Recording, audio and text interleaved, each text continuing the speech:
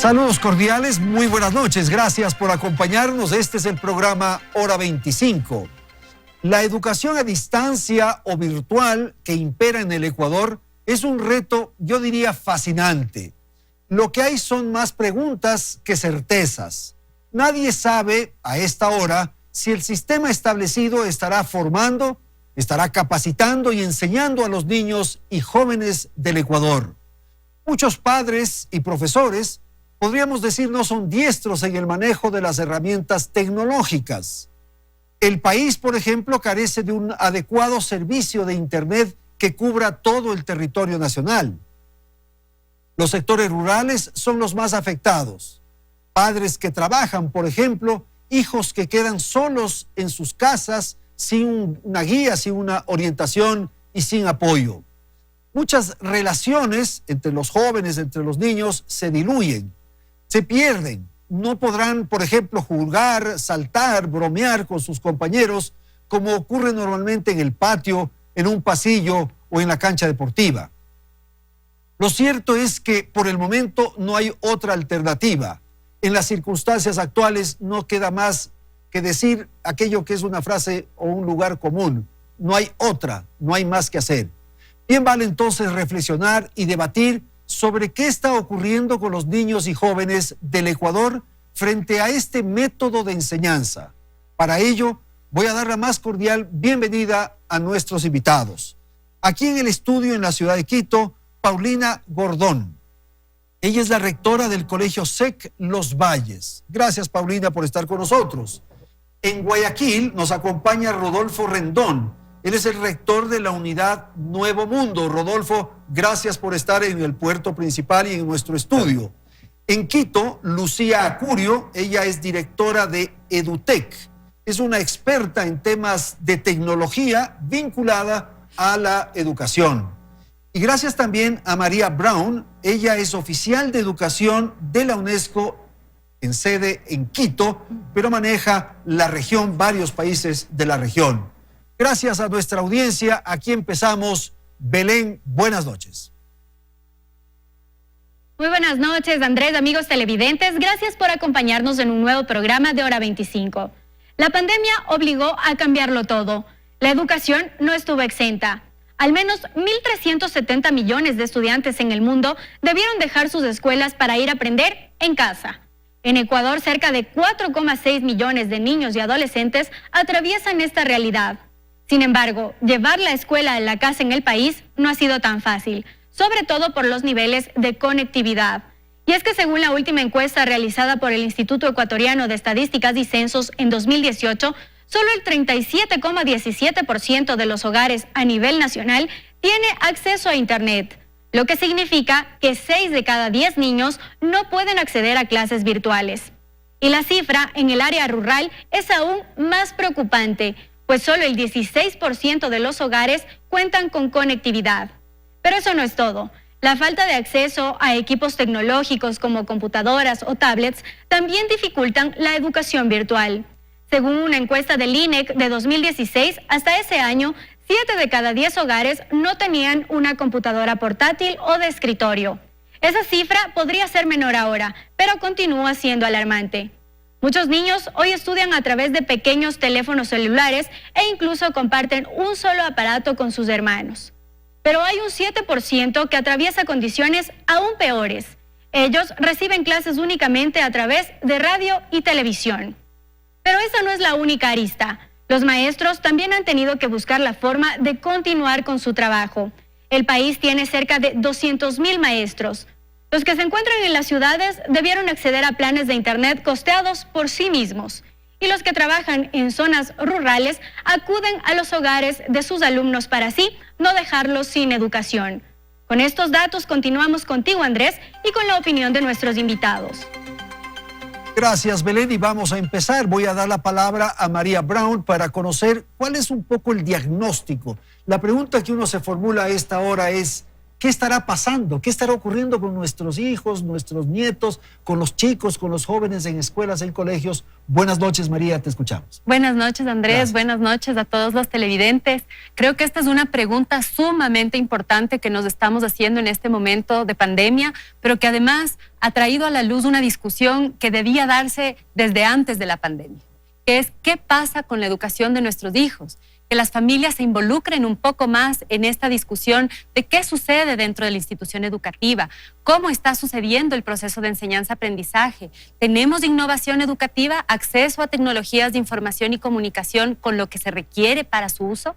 Es decir, hay mecanismos de, por ejemplo, alfabetización mediática e informacional que permita a los estudiantes saber qué hacer con la información disponible en las redes. ¿Qué sucede en las áreas rurales y la educación rural? Estas son todas preguntas que ya teníamos previo a la pandemia y que salen ahora. Debíamos haber estado preparados, dices tú, porque esto nos tomó medio de sorpresa, naturalmente, pero nos obligó a ser más exigentes. Diría yo que no podíamos estar preparados para una situación así, sin precedentes, que realmente no podíamos anticipar, pero sí creo que podemos tomar esta oportunidad para que este debate se posicione en las familias. Y que las familias ahora, además, Andrés, como tú decías, hay una gran preocupación. ¿Qué está pasando con la educación de nuestros hijos? Y esa es una pregunta muy importante que ahora está en el seno de las familias y de la comunidad, que ahora nos permite reflexionar entonces qué tipo de educación queremos ahora en pandemia y luego de la pandemia. Paulina, buenas noches. Su primera apreciación, por favor, si es tan amable. Bueno, yo creo que es importante aprovechar este espacio para felicitar y agradecer a los padres de familia, a los estudiantes, a los docentes, a las autoridades, a todas aquellas personas que están trabajando intensamente para hacerle frente a esta pandemia que no nos ha detenido. Quiere decir que de repente esto surgió y bueno, debo decir también que yo estoy en una posición privilegiada. Yo represento una institución internacional que es el SEC, que ha tenido un antecedente que ha sido siempre ir a la vanguardia en todo sentido. Entonces, en el tema tecnológico para nosotros teníamos ya unas condiciones antes de la pandemia, nuestros equipos, internet, tecnología. Cuando llegó esto, nos tomó más bien muy poco poder conectarnos con nuestros estudiantes, pero no es la realidad de todos, ¿verdad? Lo que pasa es que esto es de ida y vuelta, de doble vía. Entonces, un poco ya en las casas hay que prepararse, hay que tener la computadora, hay que tener un lugar, pero al otro lado también hay que tener un lugar para poder transmitir, para poder emitir las enseñanzas de los profesores. Por eso decía, aquí realmente hay que hacer un reconocimiento especial a todos los padres, y no hablo solo de los que tienen las condiciones para establecer una conectividad, hablo de las familias que no tienen esas condiciones, pero están haciendo un esfuerzo sobrehumano para acercar a los hijos al conocimiento. Y nosotros, desde el lado de la educación, todos los educadores, estoy segura, están esforzándose por llegar con sus estudiantes en la medida de lo posible con todos los recursos que están a su alcance. La pregunta del millón es, ¿estarán aprendiendo los niños? Eso queremos entonces formular a Rodolfo. Rodolfo en Guayaquil, si es tan amable. La pregunta que he mencionado, ¿estarán aprendiendo? ¿Qué estará ocurriendo? Buenas noches. Buenas noches, Andrés. Sí, efectivamente yo sí creo que están aprendiendo. Si nos mandan limones, pues tenemos que hacer una buena limonada. Y creo que aquellos que estamos de un sector más favorecido, sí hemos tenido los recursos para poder desarrollar aprendizajes significativos en casa, en algunos casos con el apoyo de la familia. Hoy día, cuando teníamos el juramento, yo decía que los padres van a tener un reconocimiento el próximo año por ser el mejor apoyo docente en casa. Yo considero que para ciertas instituciones educativas sí ha habido un aprendizaje importante, considerando que además los siguientes años van a estar marcados por la tecnología. Entonces, lo que la pandemia nos ha obligado es a adquirir habilidades y destrezas que tarde o temprano las íbamos a tener que adoptar.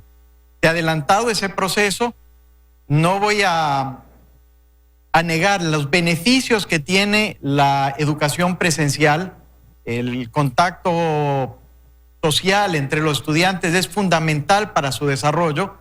Sin embargo, creo que hemos aprovechado bastante el escenario que nos ha tocado atravesar. Ojalá todos tuvieran esa oportunidad. Yo, Rodolfo, me quiero quedar en esto de la relación social de los chicos. A mí me parece que hay unas cosas que se aprenden efectivamente en el aula, se aprenden con el profesor en la clase, pero la relación, el compañerismo, la solidaridad, en fin, esos valores que están en los recreos pongámoslo en esos términos, Rodolfo. Definitivamente ser solidario, se puede ser solidario también por vías electrónicas.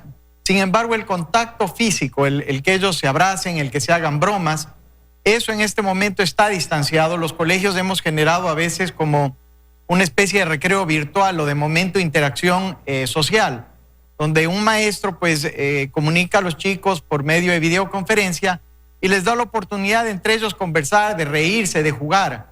Las maestras, sobre todo de los más pequeños de preescolar y de primaria, han sido maestras que han creado unos ambientes de aprendizaje muy lúdicos, donde los chicos tienen que interactuar mucho, reírse mucho, para que aprendan a disfrutar del momento que les toca transitar, que además es temporal.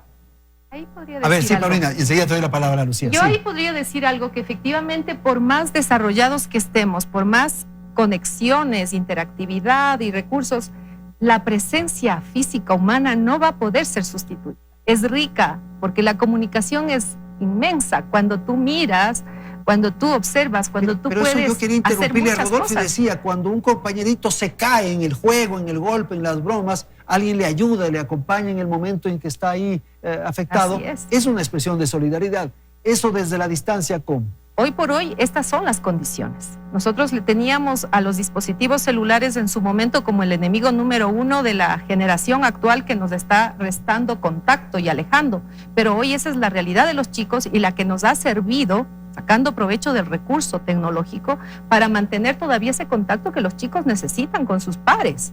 Los chicos, los adultos, los niños, hoy lo están viendo como un recurso no solo de juego, una estrategia solo de un contacto social, es realmente una necesidad humana. Se aprende también de las travesuras, Lucía, sin Sí. duda. Y de lo que han señalado tus compañeros de panel, somos privilegiados de alguna manera. ¿Qué estará pasando en los campos? ¿Qué pasará con los padres que tienen que ir a trabajar y los niños quedan ahí al frente de la computadora? Buenas noches. Buenas noches, gracias por la oportunidad, Andrés, de compartir un poco de lo que venimos haciendo desde todas las trincheras en las que nos encontramos quienes estamos abocados al tema de luchar por una educación de calidad, ¿no? Y en ese sentido, realmente, sí, definitivamente tenemos una situación dramática, hubo todo un primer momento de incertidumbre, pero siempre trato de ver la situación desde una mirada más positiva de las experiencias que se han podido recoger a partir de y aprendizajes, ¿no? A partir de esta situación de pandemia que nos ha tocado vivir, ¿no? Hablamos todo el tiempo de las habilidades blandas que queremos desarrollar en nuestros estudiantes, hablamos también del triángulo del aprendizaje que se debe generar entre la escuela, los estudiantes, con sus docentes y la familia, siempre buscando que se integre más y más la familia y que no sea solamente esta mirada de los padres reclamos, sino de parte responsable del quehacer educativo también. Y entonces, bajo todo ello, pasada la etapa de incertidumbre, entramos en una etapa en que realmente cada uno en su proceso interno, desde cada padre y madre de familia, desde el docente en toda su experiencia que le ha tocado vivir, desde cada estudiante en su quehacer diario y desde, por supuesto, la escuela, los directores, que les toca también asumir claro. un papel, cada uno de ellos en los distintos entornos, desde el entorno más elitista, por decirlo de alguna manera, hasta el entorno donde ni siquiera puede ser que tengan las condiciones ni de energía en su realidad. Realmente ha habido un proceso de experiencias propias que se han vivido de cada uno de los actores, rica, que recoger, que rescatar para pensar en algo mejor. La situación rural definitivamente sí es tal vez la más dramática, pero bueno, por lo menos la alternativa de radio, ¿no? La rural también, sin duda, María, por ejemplo. Pero, ¿qué pasa en las casas de las condiciones humildes de nuestro país, en donde hay una computadora y hay 5 niños? Claro, y ahí tal vez, Andrés, hacer una reflexión en torno a cuál es la respuesta educativa que se sugiere. Desde la UNESCO hemos estado trabajando desde el inicio de la pandemia en algunas orientaciones técnicas para las 3 fases de esta respuesta a la emergencia. Y creo que es importante entender que estamos en una emergencia sociosanitaria y que la respuesta educativa en este contexto no es una respuesta educativa en un contexto normal. Claro. Es una respuesta de un contexto de emergencia que trae sus propios desafíos y que tiene en principio 3 fases. Una primera fase de respuesta a una emergencia inmediata que requiere de un aislamiento absoluto que todavía en este país continúa, en donde los desafíos tienen que ver con lo que se ha mencionado antes, es decir, la adquisición de habilidades para la vida, habilidades socioemocionales. Muchas de las que tú mencionaste caen en este cajón de las habilidades socioemocionales, pero además la contención socioemocional de no solamente los estudiantes, sino de las familias y de los profesores y las profesoras, que también han tenido en muchos casos pérdidas humanas en su entorno, que han debido cambiar sus hábitos, que esto genera un estrés en su cotidianidad y que han debido adecuarse también en cómo manejan las situaciones. Hay que tomar en cuenta que también en estos procesos de aislamiento social, en donde la escuela normalmente, este espacio físico, no solamente juega el rol de enseñar, sino también de proteger. Totalmente. Y es cuando hablamos de las escuelas como un espacio protector. Entonces, el desafío en esta primera fase de aislamiento completo también es brindar esta asistencia para que exista un soporte socioemocional, brindar oportunidades de aprendizaje y la continuidad del derecho, de la garantía del derecho a la educación, y también tener estos espacios de contención y comunidades de cuidado, comunidades de apoyo entre las y los docentes. Y eso nos lleva a una segunda fase para la que nos estamos preparando. Casi todos los países en la región y en el mundo han pasado por algunos más adelantados, pero en esta región estamos casi todos entrando a esta segunda fase, que es la del retorno paulatino y controlado a ciertos espacios de presencialidad y semipresencialidad. Y esa es una etapa crítica, es ¿no? una etapa decir, crítica porque claro, vamos a tener que todavía tener muchas medidas de bioseguridad. Y preparar. Exactamente, no solamente deben estar preparados los padres, no lo sino los aceptan. docentes, las instituciones educativas, y repensarse, reinventarse. Ahí. Y no pensar cómo traduzco lo que hacía antes a esta realidad, sino cuál es la respuesta idónea para esta realidad. Ok, Lucía, no sé si quieras agregar algo y enseguida Paulina te doy la Quería palabra. mencionar el tema, justamente volviendo al tema de habilidades blandas, la oportunidad ¿Qué es que habilidades tenemos, blandas, o sea, habilidades blandas, habilidades para la vida, ¿no? Eso que normalmente en un plan educativo, un pensum educativo, tú dices, bueno, matemáticas, tiene que haber comprensión lectora, por supuesto, indagación en las ciencias, tiene que haber todo el mundo cultural de las ciencias sociales. Pensamiento Bueno, crítico. definitivamente el tema de pensar ahora en habilidades blandas, de pensamiento crítico, pensando, pero ahora quiero rescatar una de estas, es la que menos hemos trabajado en realidad y que ahora nos toca trabajar más, que es la resiliencia. Y resiliencia, la capacidad de enfrentar mejor problemas que puedes tener, salir de esos problemas, ¿no? Con una mirada positiva. Y entonces esta es, yo creo, la gran oportunidad que tenemos. Pero es que hay en vez que de tener quedarnos habilidades. atrapados en los riesgos, pensar en las oportunidades de la Lucía, pandemia. lo que pasa es que yo pienso que hay que tener habilidades para aprender naturalmente, para manejar la computadora, para abrir, para en fin. Pero hay que tener habilidades para enfrentar la vida. Sí, Entonces totalmente. hay que tener habilidades para saber cómo ir a la tienda, para cruzar la calle. Para esas cosas tenemos que estar preparados. Que se aprenden haciendo. Yo quiero compartir con María esto que ella menciona. En esta segunda fase a la que tenemos que ir los colegios, es muy cuestionado el tema del retorno paulatino. Los padres quieren a los hijos seguros en casa, protegidos y libres no solo del coronavirus, de Unos cualquier.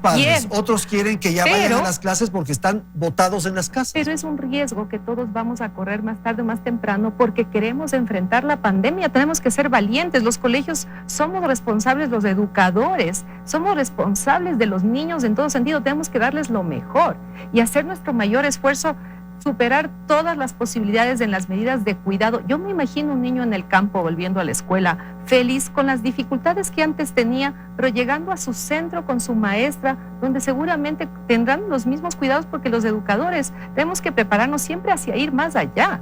Por eso cuando los colegios SEC solicitaron como plan piloto darnos esta posibilidad, hemos estado trabajando intensamente para poder ofrecerles a los niños sus espacios, pero también para cuidarles. Y creo que no seremos los únicos.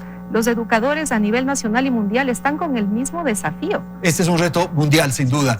Vamos a ir a una pausa. Rodolfo, le debo la palabra, de modo que cuando retornemos, seguro vamos a empezar con usted. En un instante, hora 25.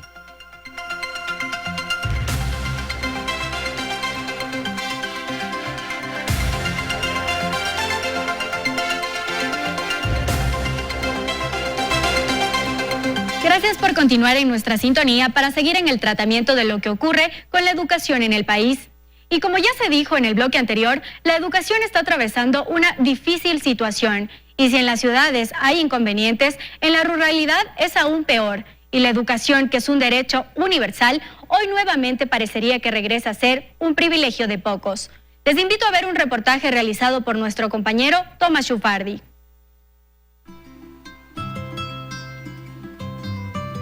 Inicia una nueva semana de clases, pero no se canta el himno, no hay filas para entrar a las aulas, ni se ven niños apurados agolpándose en las puertas. Sí se ven, en cambio, patios vacíos, columpios estáticos, y también se ve, en algún lugar de la serranía, a una niña uniformada, sentada en el lugar de su casa donde mejor llega la señal de su celular, diciendo presente a la clase virtual. Sí está, listo. Es una de las 3 hijas de María, que junto a su hermano deben compartir los celulares de papá y mamá para educarse. Ahorita están estudiando en celulares. ¿Ya? No tenemos computadora, ni internet, nada. Financiar estas clases está totalmente fuera del presupuesto de esta campesina. Ahorita toca poner saldo, así tenga o no tenga. Pero, por ejemplo, ¿cuánto es lo que le puso al teléfono? Ahorita para 2 días, ¿no? Mi hija dice que aguanta $7. No le alcanza, y eso es para un solo celular. Solo para un celular, ¿no? Como tengo 2, 3 celulares, ya no tengo plata. Pero María y sus hijos tienen suerte porque tienen conectividad. Otros, en cambio, no pueden educarse porque en su zona no hay señal de internet o celular. Tal vez un 70-80% de jóvenes y que la verdad no están logrando estudiarse, prácticamente se han quedado ahí. En varias comunas de la provincia de Imbabura se las arreglan como pueden para recibir clases. Los profesores imprimen tareas una vez a la semana y las entregan a las familias. Como no tienen los recursos, pues se hace muy difícil. Entonces nosotros entregamos los impresos, sea al domicilio o los padres de familia se acercan a la institución educativa. La ministra de Educación afirma que esta ha sido la mejor estrategia para contactar a 1.830.000 estudiantes, pero aclara que 1.500 no han podido ser contactados. Sabemos que esos 1.500 están en riesgo de abandono. Eso sí sabemos y eso nos preocupa y estamos buscando. Se está viendo una situación muy compleja y se nos viene una tragedia educativa prácticamente. La apreciación no es exagerada. De acuerdo a una reciente encuesta de UNICEF, en el campo, un 64% de familias no cuenta con una computadora o tablet, y aunque un 70% cuenta con celular, este es compartido entre los miembros del hogar.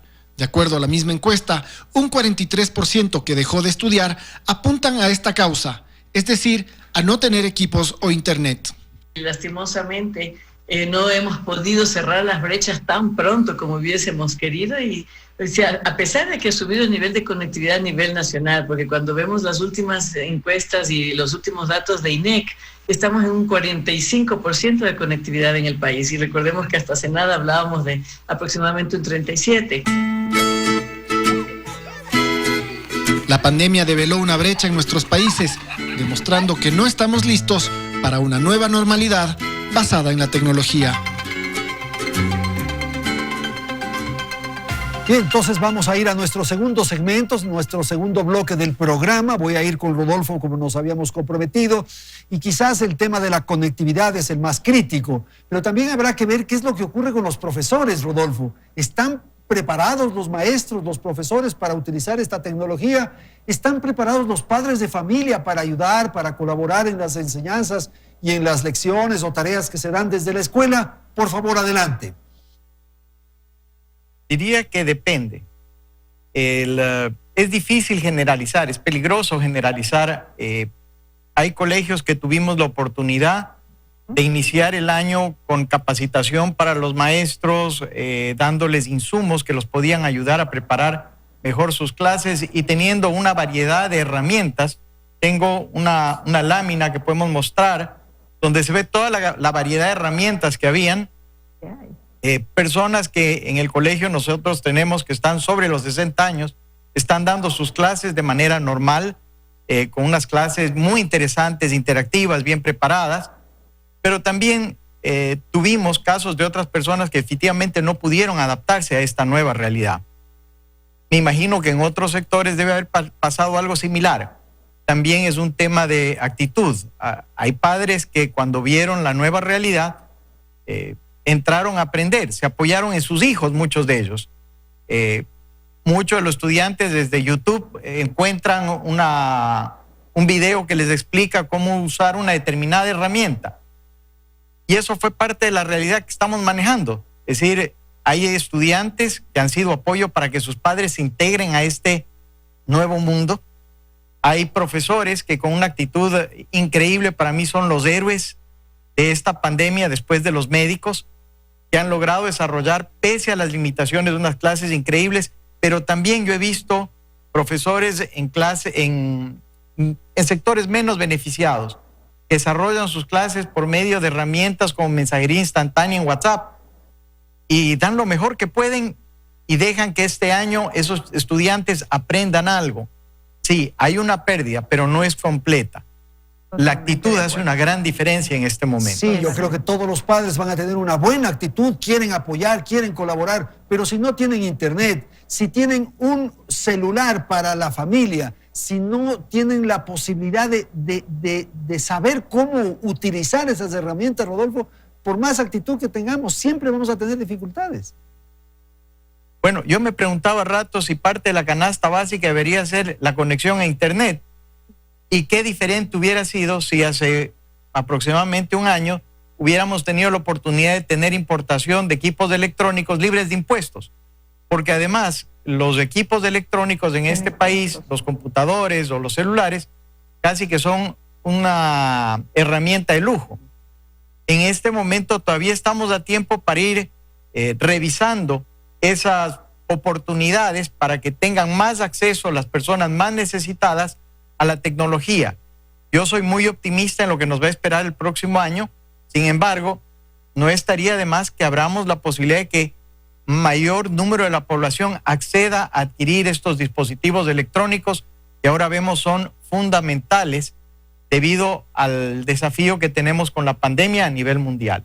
Yo quiero insistir, María, un poco en esta visión que es necesario, porque coincidimos en que los que estamos aquí somos privilegiados, pero hay casas en donde el padre y la madre tienen que salir a trabajar y quedan los niños frente al computador. ¿Qué pasa ahí? Así es. Primero, creo que hay que entender que la respuesta educativa a la pandemia no es únicamente en plataformas educativas virtuales. Así es. Eso es un tema que creo que hay que abordar. No es que toda la respuesta educativa a la pandemia ha sido virtual y que utiliza mecanismos de conectividad. Es verdad que esto es una herramienta muy útil, indiscutiblemente, pero lo que nosotros promovemos y el término que utilizamos en UNESCO es precisamente generar lo que se conoce, Andrés, como entornos educativos transmedia, en donde existen una diversa variedad y una amplia gama de opciones para llegar al estudiante y para que el estudiante a su vez no solamente sea receptor de la información, sino que genere en sí mismo conocimiento. Y allí están fichas pedagógicas impresas, como se mencionaba, que muchos docentes imprimen y van a dejar en las comunidades. Allí tienes libros de texto que han sido entregados a pesar de la pandemia en los distintos lugares del país, que también son un recurso educativo interesante, importante. Tienes la radio, el rol importantísimo de las radios comunitarias y el entender el rol de la radio comunitaria como un ente de educación también en el entorno, en donde las clases también pueden darse a través de radio y se ha hecho esto en el pasado. Aquí en Ecuador pues existe esta excelente experiencia, por ejemplo, de Fe y Alegría, IRFEYAL, todos los programas de alfabetización de IRFEYAL a través de radio, por ejemplo. Tienes además todas estas plataformas educativas virtuales que pasan por programas específicos para dar clases en línea, tanto en vivo como pregrabadas. Y tienes otros mecanismos, como mencionaron hace un momento, es decir, el WhatsApp, que también es una forma de conectarse, sencilla. Las cartas, los periódicos. Es decir, tenemos que pensar en... Déjame ponerte una cosa, un tema más terrenal. ¿Y cómo los jóvenes se enamoran ahora? ¿Cómo se pueden enamorar de la compañera? Claro, ya se enamoraban antes por medios digitales. Ya se enamoraban antes por medios digitales. Pero que digo, las cosas de la vida, más que la academia, más que enseñarles la geografía, la historia y las cosas, me parece que es la vida. Yo les decía hace un rato, los niños tienen que salir a hacer una compra en la tienda o tienen que cruzar la calle para ir a visitar a la tía. Ahí está la creatividad. Y además la flexibilidad, porque no podemos pensar en que una respuesta diseñada para Quito, para una institución educativa privilegiada, puede ser aplicable a un entorno rural alejado de una comunidad que en sí ya vive aislada. Entonces, por ejemplo, una de las soluciones que pasan ya es que en comunidades rurales alejadas existen espacios de aprendizaje comunitario, en donde de todas maneras, con o sin escuela, digamos, claro, ya la comunidad se junta y trabaja junta, porque viven ya en un entorno de aislado, ahí sí les ayuda un poco la comunidad. Entonces tienes todas estas realidades tan diversas que tenemos que pensar en soluciones tan diversas como las distintas realidades. No hay una receta perfecta como para a garantizar el derecho a educación nunca, y menos en este momento de pandemia. Yo diría algo más. A ver, perdón. La familia, Lucía, no sé si quieras agregar algo. Sí. Justamente el tema de pensar en lo que es la economía rural y la familia, ¿no? En entornos rurales, realmente ahí se están viviendo unas experiencias, o sea, muy ricas, que hay que rescatar, considerando todos estos aspectos, todos esos recursos que tienen. A ver, si no tienes nada más que radio, si tu única fuente es radio, pues hay una propuesta de radio que hay que aprovechar. ¿Eso funcionará? Funciona, está funcionando, hay que rescatarla, no hay que centrarnos y encasillarnos y atraparnos solamente en el tema de lo virtual y de que si no tengo conectividad y megas, entonces no tengo nada. Hay la propuesta que tenemos hoy día como país, Ecuador y otros países de Latinoamérica están trabajando arduamente en su propuesta de radio y sobre todo en su propuesta de televisión educativa. Hay que rescatar eso, hay que informarse, tal vez lo que puede faltar, estás tratando la máxima información posible para que sepas que tienes una programación en televisión que aprovechar. En el día a día hay una programación a nivel de televisión. Hay emisoras de radio que se van sumando y que están transmitiendo y donde el padre tiene un rol y los padres que se van comunicando de esta manera a través de docentes que les hacen llegar toda esta información y docentes presenciales que van con todos estos otros recursos que menciona María. Yo creo que hay que ver todo esto y no quedarnos un poquito atrapados en el tema de no tenemos internet. Sí, definitivamente hay que trabajar una ruta de internet de la manera más acelerada posible. Ya se venía haciendo como país. Ya el año pasado tuvimos, no sé si estuviste, pero una oportunidad de lanzamiento de internet para todos. O sea, venía trabajándose en el país esto. Ahora hay que acelerar el proceso hacia lograr conectividad, sí, pero es una de las fuentes. Tenemos las otras alternativas que hay que considerar. Y tal vez poner un elemento adicional, sin perjuicio de analizar aquello, ¿qué estaremos entregando? O sea, estos niños, estos jóvenes que van avanzando y que en un momento dado irán a la universidad, ¿será que ahí vamos a tener un bache? A ver, primero quiero completar un poco las ideas de Lucía, de María, en el sentido de que no hay pretextos para no cumplir con la educación de nuestros niños y jóvenes a nivel nacional y mundial, porque los recursos son muchos. La pandemia nos ha retado a ser creativos y a buscar todas las estrategias y todos los medios, y la gente lo está demostrando en diferentes áreas, no hablo solo de educación. Nuestros jóvenes y niños de hoy tenemos que pensar que hoy viven esta realidad, esta experiencia, pero no es un límite. Vamos a seguir creciendo. La educación no concluye jamás. La educación tiene que seguir y seguir y seguir. Lo que tú no aprendiste hoy, lo podrás aprender luego, pero lo vas a aprender. Hay muchas cosas que son indispensables para este momento de tu vida y otras que serán para después. Entonces yo sí tengo fe y confianza en que esta etapa nos tiene que enseñar a ser mejores personas, en todos los sentidos. Pero no estamos seguros si esta etapa es mejor que la anterior. No podemos decir ni mejor ni peor, es la que tenemos que vivir. Esta es nuestra realidad actual. No estamos en las mismas condiciones que antes. Esto nos permite valorar lo que teníamos, ¿verdad? Cuando los niños podían ir a su escuela, como dijo María, el centro, el lugar donde estaban protegidos en todo sentido, donde podían compartir, interactuar, convivir. Estamos aprendiendo, Andrés, todo el tiempo. Yo tengo confianza en que todas estas generaciones seguirán aprendiendo y vivirán esta experiencia como parte de una formación mejores, de vida. ¿no? Van a ser mejores. Todos tenemos que ser propios mejores. aprendizajes. Sí. Rodolfo, no sé si quiere agregar algo de lo que han dicho sus colegas de panel, por favor. Bueno, creo que el mundo nunca será igual después de esta pandemia. Hay muchos exalumnos que me dicen que ahora se han ido a vivir a la playa porque ya su empresa les dijo que de ahora en adelante siempre van a trabajar de manera virtual. Por lo tanto, esta generación que ha tenido que aprender a dominar estos recursos de educación virtual, seguramente en el futuro lo van a aprovechar, ya sea porque ahora van a poder, inclusive tengo un caso muy cercano de alguien que a lo mejor va a tener un trabajo como pasantía con una empresa de aquí de Guayaquil desde la casa. Entonces, se están generando nuevas oportunidades. Hay que saber aprovechar esas oportunidades. Hay que tener una actitud positiva, constructiva y estar seguros de que esto es temporal. Ok, vamos a hacer una pausa. Tengo que ir a la publicidad y enseguida retornamos para nuestro tercer segmento del programa Hora 25. Ya volvemos.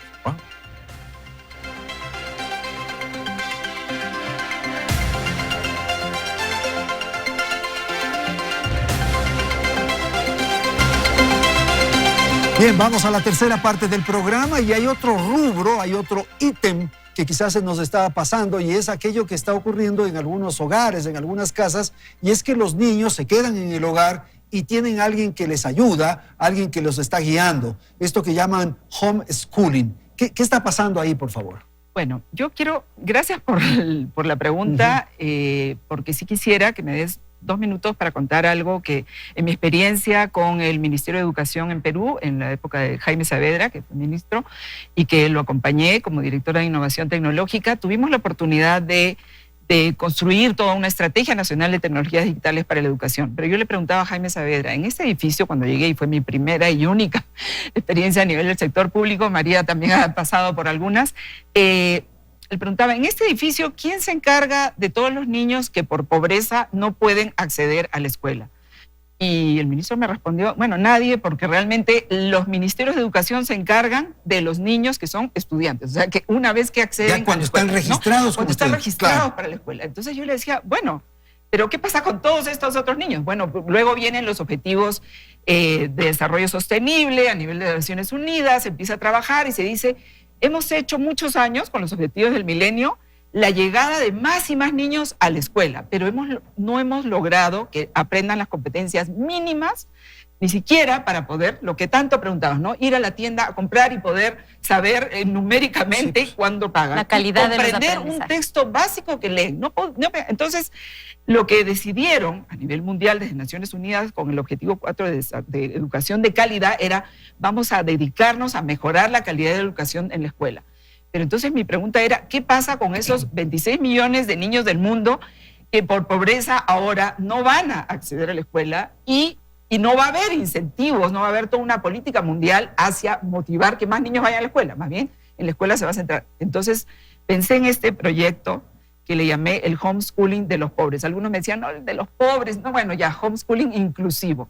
Antes de la pandemia, la idea era generar un modelo tal que tenía 4 brazos, el brazo de la tecnología, por supuesto, que tiene que ser un apoyo, o sea, no podemos pensar que homeschooling, entonces vas a tener, no puedes imaginarte un modelo sin la capacidad de acceder a los recursos digitales que te puedan dar toda una rutina cotidiana de aprendizaje, ¿no? Entonces, un aliado, las tecnologías, la conectividad y un dispositivo donde va adentro.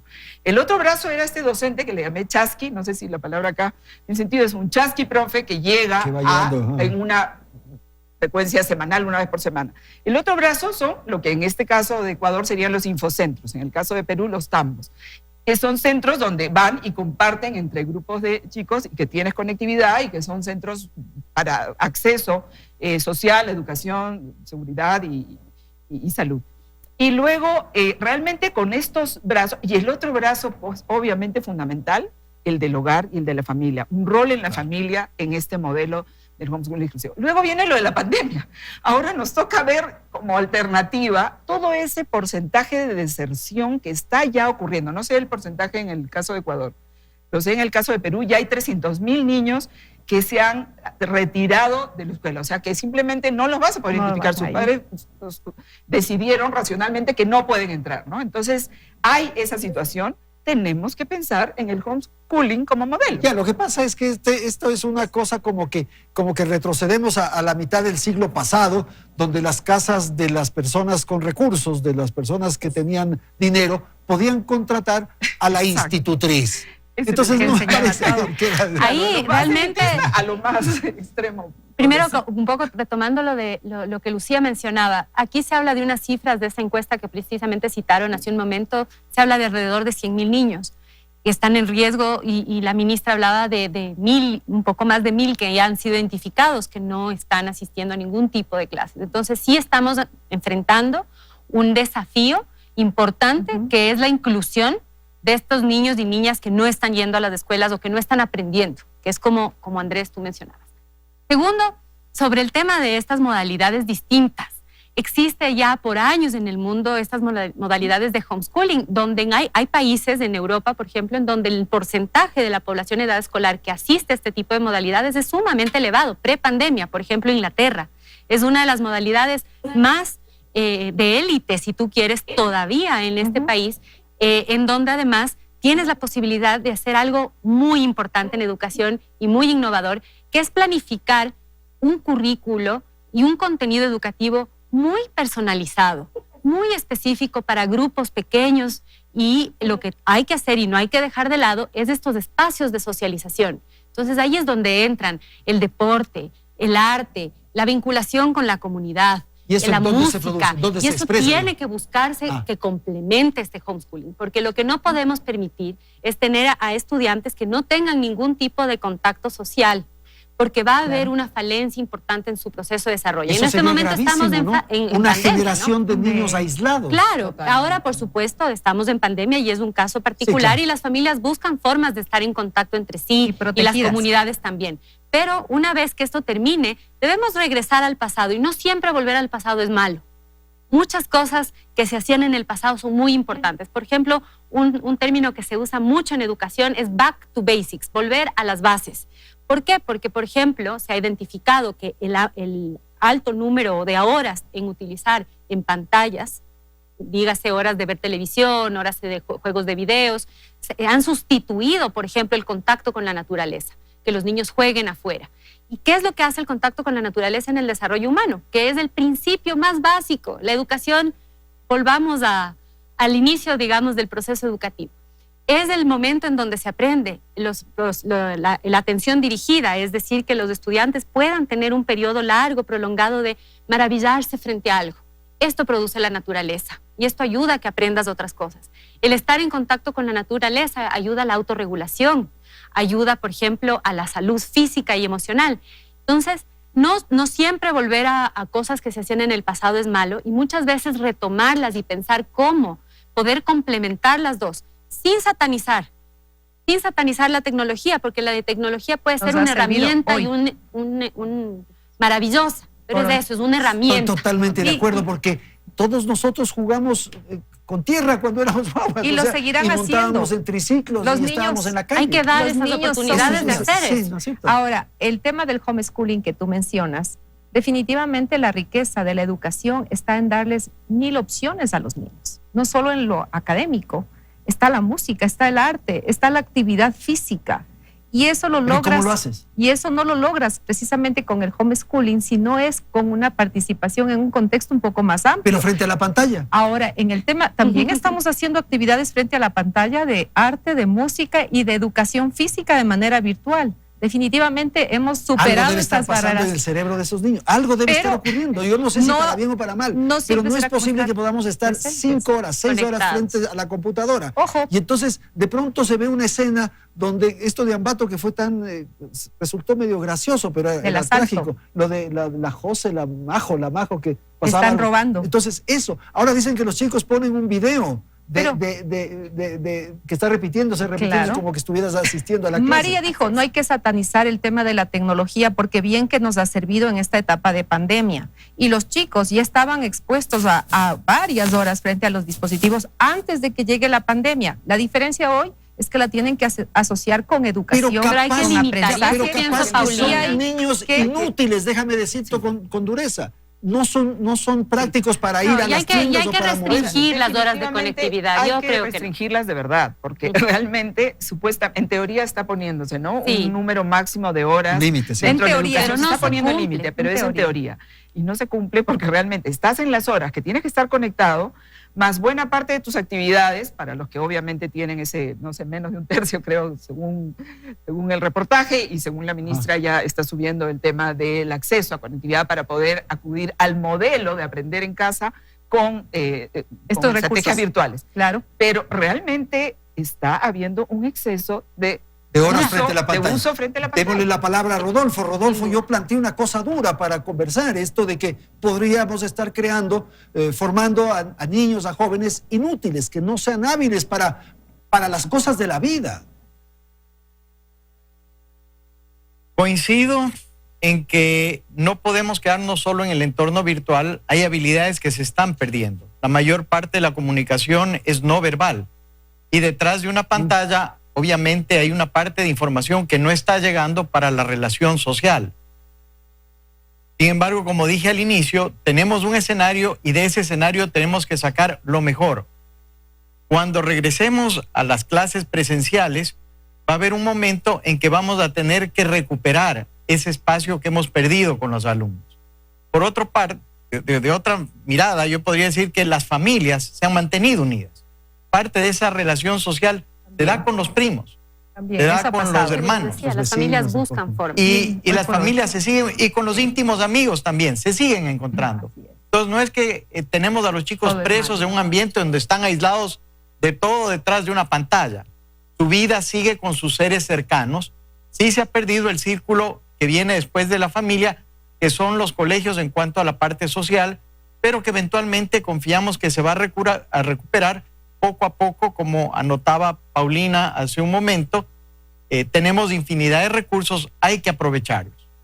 Ok, vamos a ir a una ronda final. Quiero pedir a nuestros panelistas que hagan una referencia final respecto a este momento que estamos viviendo. Empecemos con usted, Paulina, por favor. Bueno, me encantaría mantener ese compromiso que tenemos los educadores con nuestras familias, con nuestros estudiantes, con la sociedad y el mundo entero. No ponernos límites, ser siempre críticos, reflexivos y sobre todo creo que muy creativos para en medio de las dificultades encontrar oportunidad y salir adelante con los chicos. ¿Es probable que estemos perdiendo un año? Yo no lo diría. Así. La educación siempre busca ganar y ganar. Y ganar es aprovechar todas las posibilidades y darles a los chicos lo mejor. Y hoy por hoy todos tenemos, con todos los recursos que estuvieran o no al alcance de todos, la posibilidad de llegar a la meta, que es una educación. Hoy por hoy no está diseñada o hecha para unos sí y para otros no. Hoy no le decimos usted no puede, usted sí puede. Todos podemos. Tenemos que buscar las alternativas, los recursos, las posibilidades. No todos podemos, Paulina. Todos podemos. El que no tiene conectividad, maneras. El que no tiene la computadora. La conectividad, lo decía María, no es la única opción. Sí. Hay otros recursos. Las comunidades, como ya bien lo dijeron, se organizan, como siempre lo han hecho, en diferentes territorios nacionales e internacionales y le pueden aportar a su grupo humano. Ok, Lucía. A ver, yo quisiera tener esta reflexión final respecto a la unión entre los distintos actores del ecosistema educativo. Es decir, todas las partes que hoy día tienen que ver y las que han tenido poco que ver, que se sumen. Es decir, la academia, por supuesto, la academia privada, el gobierno, la sociedad civil con las organizaciones sociales que han venido trabajando en educación y que ahora ocupan un rol protagónico importante, los organismos internacionales que hoy día están más que nunca trabajando en conjunto y en cada uno de los países de manera mucho más activa y efectiva, y la empresa privada. Y esto es importante, es muy importante y quiero insistir en esto. La alianza público-privada hoy día realmente se vuelve urgente, ya no hay tiempo de pensar en de qué manera satanizamos a la educación privada y de qué manera logramos tipos de negociación o acuerdo. No, es el acuerdo por la calidad de la educación post pandemia, cómo vamos a trabajar en conjunto. Rodolfo, por favor, una intervención final, lo más cortito, si es tan amable, le escuchamos. El educador, la familia ha sido siempre el primer educador, es y será el primer educador. Hay familias que han aprovechado esta pandemia para fortalecer esos lazos familiares. Antes, algunas familias, algunos chicos podrían quejarse que al papá nunca se lo veía en casa o a la mamá tampoco. Ahora lo han visto demasiado en casa.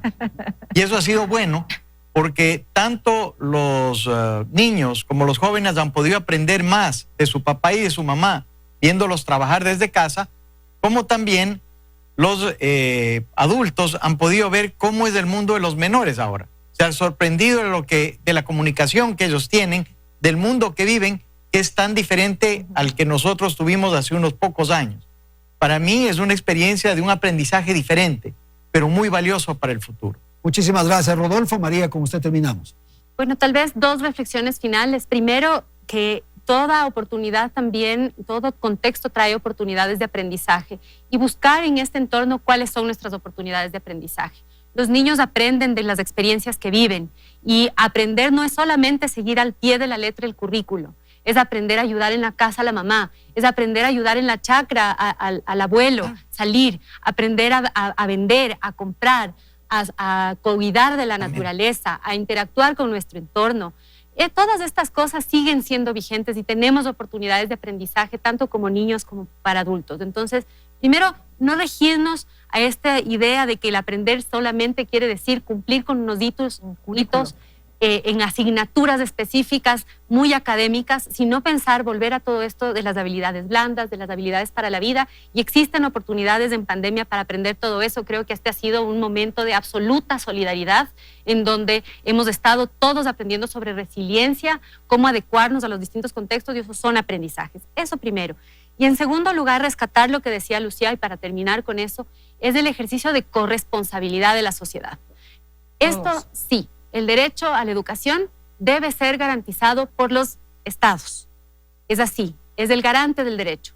Pero todos los demás en la sociedad estamos involucrados en que ese derecho se pueda cumplir, en exigir el derecho, en apoyar a que se cumpla, en apoyar a que sea de calidad y que los aprendizajes sean pertinentes. Ahí el rol del sector privado, de las empresas, es fundamental. El rol de la familia, el rol de la comunidad, el rol de la academia, que siempre va a ser importante y que ahora tienen en este contexto una puerta abierta a poder incidir y realmente cambiar lo que en UNESCO llamamos los futuros de la educación, y entrar en este debate que se promueve a nivel mundial de la UNESCO, que es cuáles son los futuros de la educación, y los en plural, Andrés, porque no hay un solo futuro. Muchísimas gracias por haber participado, a Paulina Gordón, Rodolfo Rendón, Lucía Curio y María Brown. Gracias a la audiencia, felicidades, hasta la próxima semana. Teleamazonas presentó